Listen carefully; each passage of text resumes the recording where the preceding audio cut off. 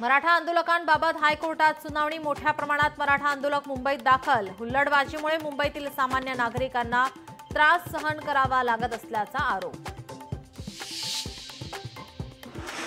मराठा आंदोलनाच्या पार्श्वभूमीवर वर्षावर 2 तास महत्त्वाची बैठक। मंत्री विखे पाटील, महाधिवक्ता न्यायमूर्ती शिंदे होते उपस्थित। जरांगेंना आज सरकारकडून प्रस्ताव जाण्याची शक्यता।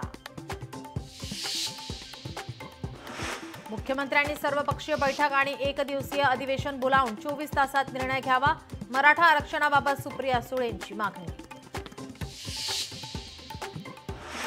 जरांगेंचं आजपासून आमरण उपोषण। पाणी त्यागणार। जरांगेंची शुगर लेवल कमी, अशक्तपणा आल्याने चालताना आधाराची गरज। आझाद मैदानात मराठा आंदोलकांची जोरदार घोषणाबाजी। भगवा उपरणं फिरवून राज्यभरात जरांगेंना पाठिंबा देण्याचं आवाहन। सलग चौथ्या दिवशी मराठा आंदोलकांची आझाद मैदान आणि सीएसएमटी परिसरात मोठी गर्दी। गर्दीमुळे बीएमसी सीएसएमटी स्थानकाकडे जाणारे सर्व मार्ग बंद। मराठा आंदोलकांची मोबाईल चार्जिंगला लावण्यासाठी मोठी कसरत। सीएसएमटी रेल्वे स्थानकात शोधावे लागत आहेत चार्जिंग पॉइंट।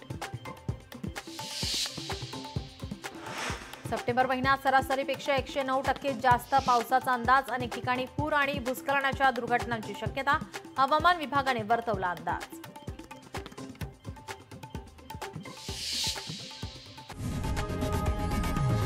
लोकशाही मराठी ऐका, पहा, जागरूक रहा।